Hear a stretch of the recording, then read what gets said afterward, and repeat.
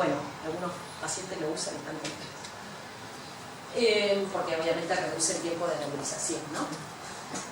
Está indicado para mayores de 6 años con infección crónica. Como les dije, puede producir un poco de obstrucción bronquial, por eso siempre se hace con un salbutamol previo.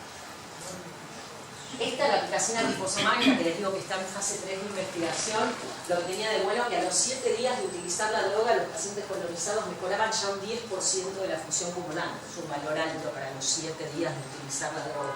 ¿Sí?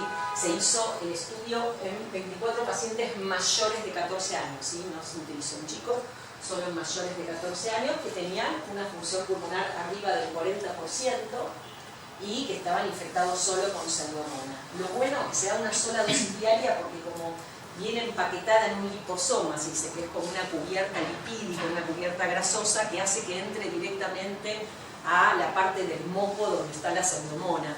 Entonces facilita la llegada del medicamento al sitio de acción y eso es lo que se propone que está bueno y por eso se puede de liberación lenta y se puede dar una sola vez al día. La levofloxacina, que también todavía está en fase 3 de investigación, eran mayores de 16 años, se daba 2 veces al día y también aumentaba un 8% en vez de un 10%. Y la vancomicina inhalada, que es la que les digo que todavía está en fase 2 de investigación y que se administraría en forma de cápsula, vendría en forma de polvo seco, 2 cápsulas 2 veces al día y serviría para los colonizados crónicos con el estafilococo. Acuérdense que esto yo le estoy dando adelanto, no están en el mercado todavía, ¿sí? Sí.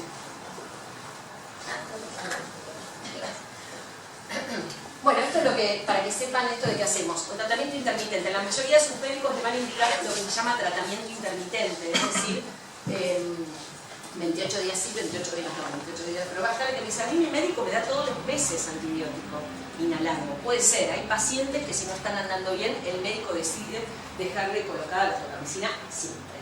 Y está el que decide, que es más mi caso, no me gusta dejar un mismo antibiótico siempre, porque pienso que a largo plazo va a disminuir la efectividad, y intercambiamos, ¿no? Uno hace un mes tolramicina, una vez polinestrato sódico, una vez tolramicina, una vez polinestrato. Y así uno va mezclando para ver que el paciente esté mejor. Dice, ¿pero por qué algunos le dan intermitente y otros continuos? Bueno, uno lo va viendo en la práctica cómo está el paciente. Hay chicos que están un mes sin antibiótico y no están bien. Entonces, si no están bien, uno trata de buscarle la forma de que estén bien. Y esto es entonces lo de agregar otro antibiótico inhalado en el mes que no usa la tolramicina. Y hay un estudio que lo hizo y que lo que combinó fue justamente el Caiston, que es lo que les comentaba el Astronam, con la tolramicina en el mes off de la tolramicina, y la verdad que el estudio se terminó suspendiendo prematuramente, se anularon poquitos pacientes, ya los pacientes lo utilizaban en la práctica y daba mejoría, y claramente el paciente estaba mejor, y entonces se interrumpió el estudio y se dijo que sí, que lo necesita que lo use. Y llegó a reducir, el usar el tratamiento inhalado en el mes off con otro antibiótico, llegó a reducir el 25% de las exacerbaciones, redujo exacerbaciones en general, ¿no? El que tenga que tomar antibióticos ya por boca se llamaba exacerbación. Y redujo las internaciones en un 35% y también mejoraba, aunque levemente, pero mejoraba en algo el usar Astronam en el mes off, ¿sí? O sea, mejoraba en algo la función pulmonar. ¿Cuál es la secuencia? Que siempre los papás preguntan, ¿cuándo le hago? ¿A qué hora? ¿Le hago primero la solución hipertónica? ¿Le hago primero el pulmosal? La secuencia en los nenes chiquitos sería, primero uso el broncodilatador para evitar cualquier tipo de obstrucción bronquial, luego a raíz de solución salina sería la hipertónica. Luego hago la solución hipertónica, después hago la kinesiología, y en caso de que necesite el antibiótico inhalado, luego hace el antibiótico inhalado. Y el que tenga corticoide inhalado, luego hace el corticoide inhalado, ¿sí? Esa sería la secuencia. En el más grande, como se incorpora también el pulmozyme, uno tendría el broncodilatador, la solución salina, la kinesiología, el antibiótico inhalado, la DNASA, la kinesiología, el antibiótico inhalado y el corticoide. Todo eso tiene que hacerlo a lo largo del día, obviamente, no toda la mañana, ¿sí? Se van distribuyendo. Pero la idea es que siempre el broncodilatador antes de la solución hipertónica, que lo ideal es hacer una sesión de kinesiología luego de la solución hipertónica, y una vez que están limpios los bronquios, hago que llegue el antibiótico al sitio de acción. Si ustedes se nebulizan, si los chicos o los pacientes se nebulizan con el antibiótico sin haber hecho su higiene bronquial, no sirve de nada. Si está todo taponado con moco el bronquio, no llega al lugar donde tiene que llegar el antipseudomónico para atacar a la segunda, ¿sí? Entonces cuando dice, pero no tengo tiempo, si estoy que ir al colegio, le hago la tobramicina. No, no la hagan para eso. No sirve. Primero el broncodilatador, después la solución hipertónica y después la kinesiología. Si no llegaron con el antibiótico, bueno, no llegaron, llegar cuando vuelven. Pero digamos, no sirve de nada hacer un antibiótico si no limpiaron la vía aérea primero. Miren todo esto. Esto no es para variarlo, en realidad ni yo me acuerdo los nombres, pero es para que sepan que cada vez hay más. Los laboratorios están cada vez investigando más para llegar a buscar cuál es la droga específica para la mutación de cada paciente. Y esto, la verdad, que en los últimos 5 años cada vez hay más estudios y más drogas que se están investigando. Lo que no quiere decir que ya esté la droga ideal. Para mi forma de ver, todavía no se encontró la droga ideal. Quizá el ibacaftor con las mutaciones de clase 3, uno podría decir que es bastante parecido a una droga ideal. Aumenta 10% la función pulmonar, aumentan 3 kilos de peso, se dejan de exacerbar en un tercio de los casos. Algunos pacientes que tenían insuficiencia pancreática leve pueden llegar a dejar de tomar las enzimas porque pasan a tener suficiencia pancreática. O sea, se ha visto realmente avances muy importantes en los que tienen la mutación clase 3, que por mala suerte tenemos poquitos pacientes. La verdad que es menos del 0,4% de los pacientes en Argentina tienen esa clase de mutación. Pero bueno, cada vez hay más. Y de todo esto alguna tipicidad que vaya a servir para cada mutación. Disculpa, vi que en la filmina anterior, sí, en la F508 hay un medicamento que está en fase avanzada. Ahora voy, sí, ahora voy. Esta ya está, para la F508 homocigota mayor de 12 años, ya está en el mercado, no está en Argentina. Pero ya está en el mercado, que es el Orkambi. ¿Cómo? Mayor de 6. Sí, bueno, cuando vos entrás en la FDA, sigue figurando el mayor de 12 años en la indicación de la FDA. Los estudios supuestamente ya están a partir de 6. De hecho, el ibacaftor está a partir de 2 ahora. Y eso sí figura en la FDA. Vos te metés en la FDA, no sale lo de los 6 años. Sí sale lo que dice el laboratorio que lo promociona, digamos. Pero cuando vos te metés en la FDA, todavía no está lo que dice mayor de 6. Pero sí, la idea es sacarlo a partir de mayores de 6 años. Pero por ahora, la verdad que sigue figurando en FDA la indicación mayores de 12. Perdón, tengo una consulta respecto al ibacaftor. Sí. ¿Hay alguna, o sea, a partir de los 2 años, y hay algún momento en el que vos no puedes sugerir al inmunólogo el uso o esperás que te lo digan en algún momento? ¿Tu hijo tiene la mutación G559? Sí. Háblalo, no, la delta F508. No, esa es otra. Ah, sí, sí. El ibacaftor es otra droga, es para las mutaciones de clase 3, que no es la delta F508. La delta F508 en forma homocigota, es decir, tanto el papá como la mamá, está esta otra droga que se llama el Orkambi. Sí, pero no, todavía no. Y eso está para mayores de 12 y se va a bajar a 6, pero ya digo, no figura todavía en la FDA la norma de bajarlo a 6, pero sí ya se empezó a dar a partir de 6. ¿Y qué mejora el Orkambi? Ahí va.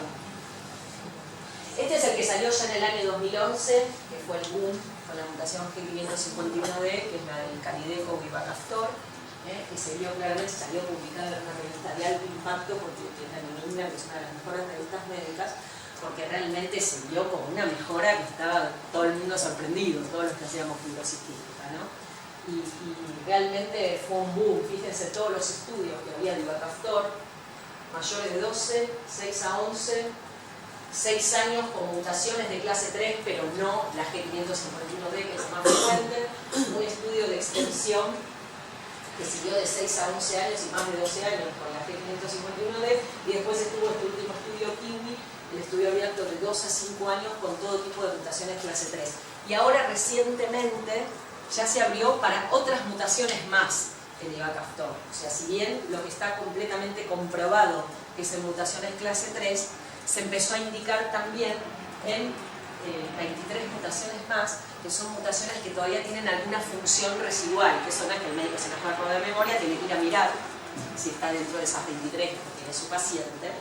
Son mutaciones, cuando les mostré el primer gráfico, esas las que son 4 y 5, vieron las que tenían algo de proteína en la membrana, pero no se abría bien el canal o pasaba poquito cloro al otro lado. Son como las mutaciones más buenas desde el punto de vista fenotípico porque algo de proteína hay.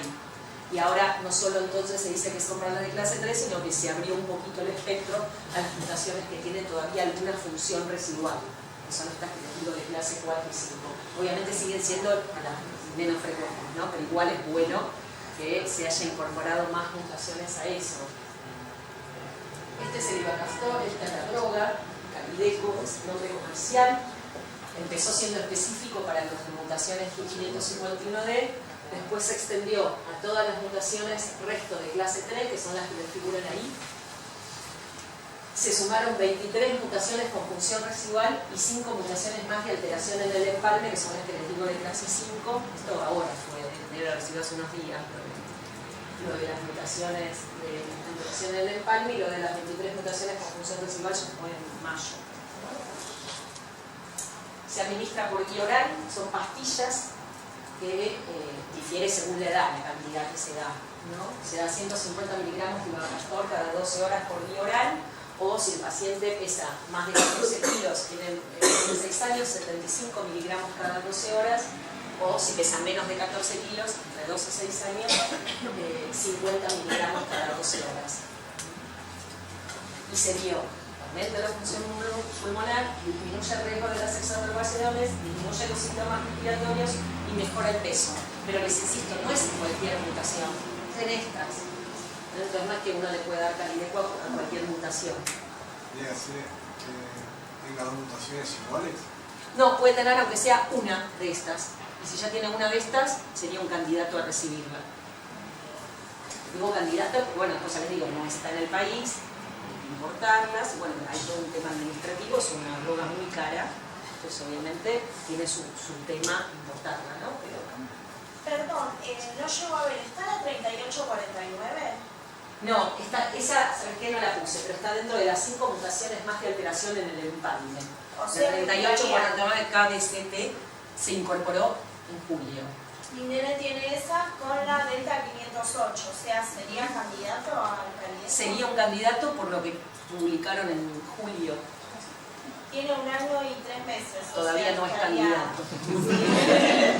Le faltaría. Pero está bueno saberlo. Sí, eso se incorporó ahora, en julio, esa mutación.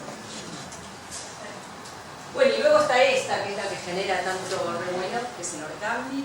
Es una combinación de un corrector y un potenciador. Esto se salió publicado en el año 2015, también en una revista de alto impacto médico, y que sería para los homocigotas de la F508, que es la mutación más frecuente, ¿no? Que hay en casi todos los países, también acá.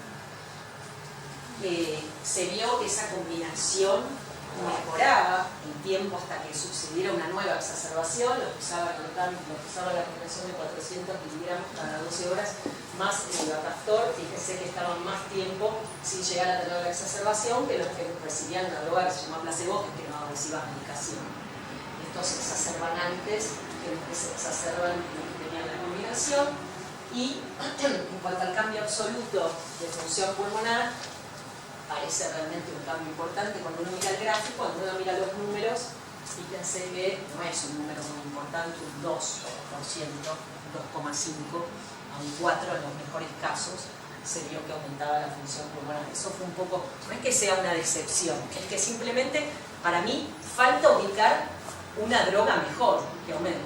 ¿Sirve el Orkambi? No es que no sirve, no es que no sirve. Es una droga que ya está en el mercado, que ya se vende en Estados Unidos, que ahora entró a Italia, que va a entrar a España, que no entra en Inglaterra, por ejemplo. Les menciono países para que vean, cada uno tiene su política de salud, ¿no? Inglaterra considera que es una droga muy cara para el poco beneficio que otorga, no entra en Inglaterra.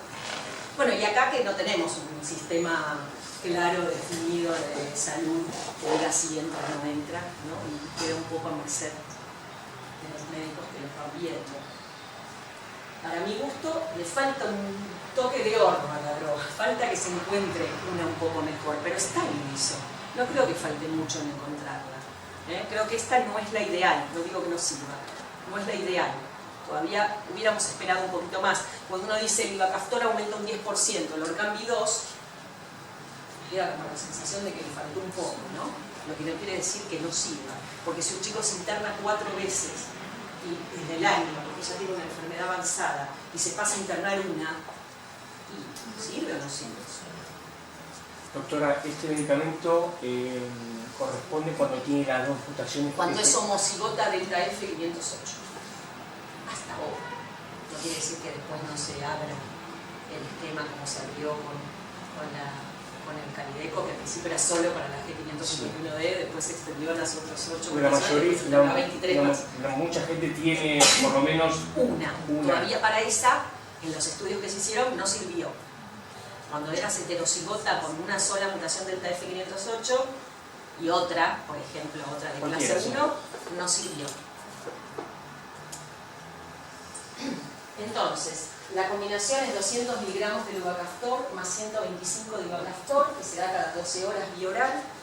Para mayores de 2 años, les insisto, es lo que dice la FDA, pero bueno, se está trabajando para que ya se venda a partir de los 6 años. Esta mejoría de la función pulmonar en este rango, la disminución de las exacerbaciones, que no es poco, y el estado nutricional, que la verdad lo mejora ligeramente. Había pacientes que aumentaban 280 gramos en promedio, y la verdad que 280 gramos es algo. El Ivacaftor aumentaba 3 kilos, ¿no? Entonces uno ahí también se quedó con la sensación de que faltó un poco más efecto a nivel nutricional. Puede producir efectos adversos, apnea, bronquitis, exacerbaciones pulmonares. Algunos se quejan como de pecho duro, de que sienten el pecho que está duro y que no pueden toser. Eso refiere sobre todo a los mayores. Y acá está la otra droga que les comentaba, que el papá hacía referencia de la otra diapositiva que yo había mostrado, que es ya todos los estudios que hay con esta otra droga. Está para mayores de 12 años, delta F508 homocigota, para mayores de 12 años con delta F508 y otra mutación, pero no cualquier otra mutación. Tiene que tener alguna actividad residual, llámese estas mutaciones que les comenté antes, que son clase 4 y 5. Todavía no está estudiado, por ejemplo, para una combinación con la más frecuente, que sea, por ejemplo, la G542X, que es la mutación clase 1. Con esa todavía no está estudiado, que todavía no están estudiando esa combinación. ¿Y con otra mutación de la clase 2? Con otra mutación de la clase 2 todavía no está estudiado, porque están poniendo todavía, pero no quiere decir que no vaya a estudiarse, ¿no? Porque como vos decís, si sirve para una homocigota, que son 2 clase 2, ¿por qué no va a servir para otra clase 2? Como que después se va a terminar viendo el efecto. Pero bueno, todos estos estudios, diciendo Mebol, Farm, Extend, en todos, ahora les muestro, la combinación de 100 miligramos de Tezacaftor una vez al día más 150 miligramos de Ivacaftor 2 veces al día, o para los homocigotas o para los heterocigotas, pero con otra mutación con función residual y otra vez mayor de 12 años. Y acá se vio un poquito más de aumento, un 4 a 6%, según se usaba para el homocigota o para los que tenían la mutación residual. Con mutación residual andaban mejor. ¿Qué pasa? Si uno hace el análisis, digamos, yo estuve leyendo de nuevo los artículos ayer para ver bien dónde estaba, porque me parecía raro, digo, ¿por qué? El homocigota el 4, el 4 el 6, claro. Al otro que tiene una función residual, el Ivacaftor le hace mejor. Entonces es más por el Ivacaftor que anda mejor la función pulmonar y no tanto por el Tezacaftor, que es la droga nueva que quieren sacar.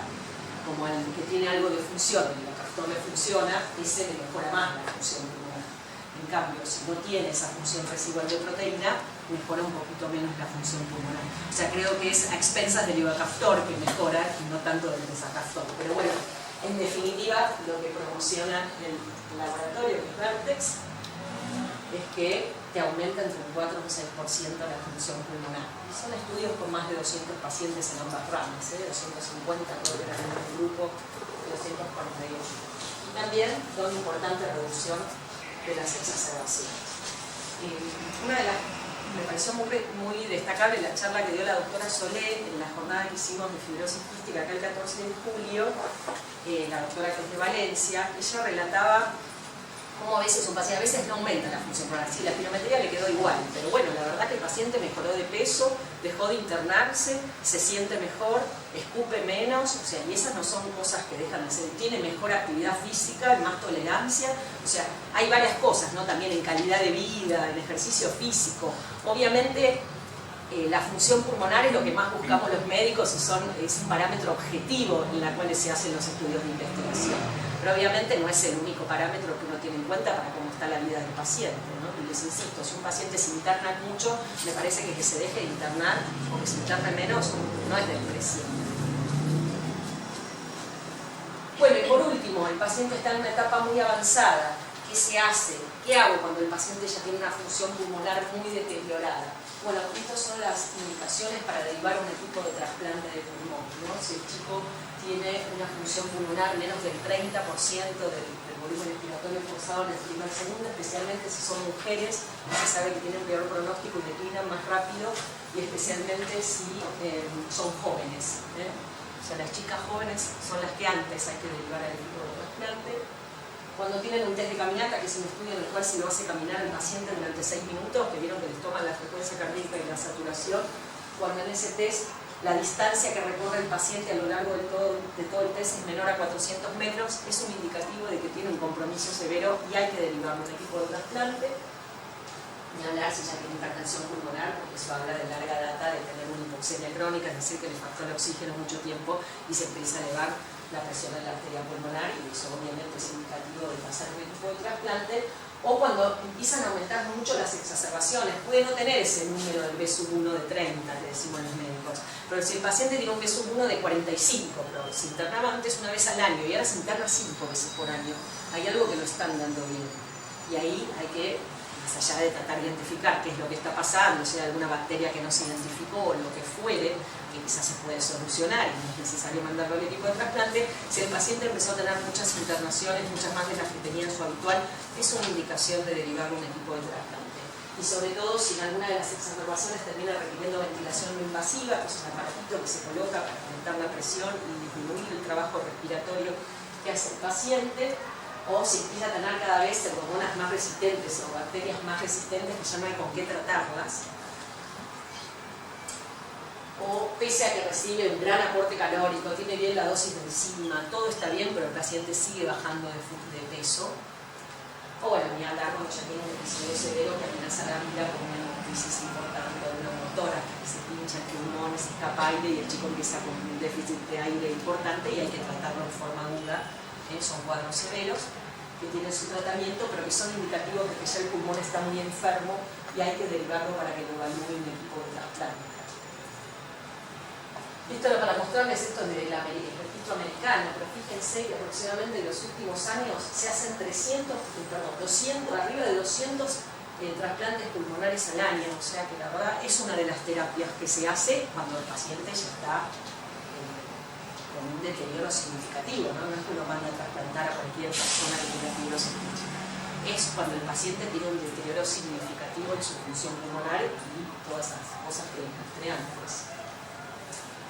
Esta la muestro porque es Fátima Heinze, que la deben conocer varios, que ella se trasplantó, yo creo que pasaron 3 años, yo no me acuerdo cuándo se trasplantó, 3 años. Sí. Y se fue a bailar post-trasplante, hacía poco que se había trasplantado y se fue al carnaval de, no recuerdo cómo se llama el lugar, Heineken,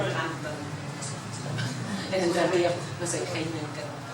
Es de Entre Ríos, ya es de Viale, pero bueno, se fue a bailar post-trasplante, pues, obviamente así como la ven, se siente así, tiene una fundación para ayuda de fibrosis quística, se dedica a eso, trabaja de eso, tiene 30 años y se trasplantó hace 3, tiene su vida habitual y se dedica a la fibrosis quística, ¿no? Se dedica a ayudar a otros pacientes con fibrosis quística y a otros padres, y organizó para con el que le faltan medicamentos, para dar charlas. A ver, el viernes que viene me tengo que ir a Paraná a una charla a su lugar, pero digamos que bueno, que existe, ¿no? Que puedes estar muy bien tener un trasplante de pulmón si te conocer a todo. Fátima, ¿cuánto? Heinze se llama. Heinze. Te quería preguntar si los trasplantes ocurren solamente en chicos adolescentes o en criaturas también. Mira, no es frecuente, porque hoy en día no es frecuente. Por lo que te mostré al principio, lo que citabas al principio cuando mostré lo de la sobrevida y que hoy en día se convirtió en una enfermedad de adultos, no es frecuente que un niño necesite un trasplante. Hoy en día, con todos los tratamientos disponibles, no es común que se deteriore tanto el pulmón como existe el caso. Pero digo, no es común, no es lo frecuente que se deteriore tanto un pulmón en la edad pediátrica. La verdad que yo no tengo pacientes pediátricos que requieran trasplante, pero existen, no es que no existen. Sí, yo te preguntaba porque mi nena estuvo internada, no tiene ni 2 años y ya estuvo internada 5 veces. Pero eso no es que necesita un trasplante. Claro, eso necesita reformular el esquema terapéutico, buscar bien qué le está pasando a tu nena. Quizá tiene una bacteria que no se está distribuyendo como corresponde, no se está tratando de la mejor manera, o le está faltando ajustar su tema nutricional. O sea, hay que buscarle cuál es la causa por la cual se interna tanto, que siempre uno la encuentra, tarde o temprano uno encuentra la causa. Pero no es que porque se interna 5 veces a los 2 años necesita un trasplante. Probablemente necesita algún cambio en la terapéutica, hacer un cultivo en un lugar de referencia, seguirse en un centro de referencia y ver qué está pasando que necesita tantas internaciones. A esa edad se combina que hay muchas infecciones virales y los virus producen exacerbaciones en los pacientes con fibrosis quística. Entonces, en la primera etapa de la vida, a veces no es que se están equivocando los médicos que tratan a tu hijo, sino que a veces los virus en esa primera etapa es muy complicado y producen muchas internaciones. Y a medida que crecen eso pasa y ya no lo tienen más. No digo que sea la causa, pero no, probablemente eso no es que necesite un trasplante, necesita ver bien qué está pasando. Pero es raro que en la edad pediátrica existe el trasplante pulmonar pediátrico, pero es raro, ¿sí? que un chico menor de 12 años necesite un trasplante. Bueno, por último, me gusta poner esta diapositiva porque yo creo que esto tiene que haber una vuelta en el equipo médico, en el paciente y la familia, ¿sí? Tiene que haber una combinación. Ya les digo, a veces no se puede hacer el 100% de la adherencia, es importante que haya comunicación con el equipo y que uno diga, mira, no estoy haciendo las cosas, estoy haciendo menos las cosas, ¿qué puedo hacer para ser mejor? Porque no me dan los tiempos con la facultad y el trabajo, o no me dan los tiempos con el colegio, o a mi hijo no le gusta la educación física y no hace nada, está todo el día con la Play. Eso, o sea, pasa, ¿no? Uno tiene que buscarle la forma, no es que de un día para el otro le voy a sacar la Play y lo voy a obligar a correr maratones, no es la idea, no le gusta, no quiere. Pero bueno, uno tiene que ir consensuando con la familia, si es mejor el polvo seco o mejor lo neulizado, para mí es mejor esto, para mí es mejor lo otro. Bueno, después obviamente con la disponibilidad y con los problemas administrativos de las obras sociales, pero digamos, uno tiene que tratar de consensuar cuál es el mejor esquema que le va a ir a ese paciente. No a todos le va lo mismo, ¿sí? Hay algunos que andan muy bien con antibióticos y a otros que para el mismo bicho le puse el mismo antibiótico y no andan bien. Bueno, necesitará otro. Hay que buscar, hay que hablar. Ahora estoy viendo a la mamá de un paciente mío que estaba muy contento que en un laboratorio le dio un cultivo, en otro laboratorio le dio un cultivo. Viene con los 2 cultivos y acá, ¿qué tiene? ¿Tienes a Merlo o tienes a Mese? Digamos. Es complicado, ¿no? A veces, y los 2 son excelentes bacteriólogos en los 2 centros donde hizo el cultivo. Y sin embargo, uno le dio resistente. Entonces, a veces, bueno, no es todo exacto. A veces la microbióloga mira las colonias y mira las más significativas. Y de esas 4 colonias más significativas le hizo la sensibilidad y a uno le da sensible y al otro miró otra colonia que no miró en el campo. La primer bacteriólogo le dio resistente. Después le digo, a veces no es, pero bueno, ver qué le hace el paciente. Y él estaba medicado para el estáfilo sensible y no le hacía nada. Le pusimos medicación para el estáfilo resistente y vino divino. Entonces, bueno, a veces es ir variando. Y es eso, pero lo importante es que sí se comuniquen con el equipo médico. Y si vos tenés la pregunta, por ejemplo, a la doctora que le querés hacer, ¿y ella por qué no tiene pulmosangre? Preguntale, yo escuché que es a partir de los 5. Ya le pregunté yo. Bueno, ¿y qué te contestó? Que no lo necesita. Que todavía no lo necesita. Bueno, volverle a preguntar, pero ¿por Sí, qué? ¿Porque no tiene moco? ¿Por qué no? Le voy a volver a Ya les digo, no es que si me preguntás, yo no sé si todos, la verdad que no tengo un registro, la verdad que sigo muchos pacientes porque como estoy en 2 instituciones, encima me mareo, y encima tengo algunos pacientes privados, entonces me mareo quien no tengo con pulmosangre a partir de los 5 años. Creo que casi todo, pero no lo sé, puede ser que tenga un paciente que anda muy bien, que tiene una mutación un poco severa, que anda perfecto, que no se exacerba nunca, que tiene una función pulmonar perfecta y que le haga una tomografía y no tiene ni un tapón mucoso y la verdad, ¿para qué le voy a poner una droga que sale de 100.000 pesos? Le voy a volver a preguntar. Pregúntale, si te dice, mira, no tiene nada de moco. Entonces ahí quizás te da la explicación. Claro. Perdón, Sí, sí, ya está igual, ya terminamos. Muchas gracias. No,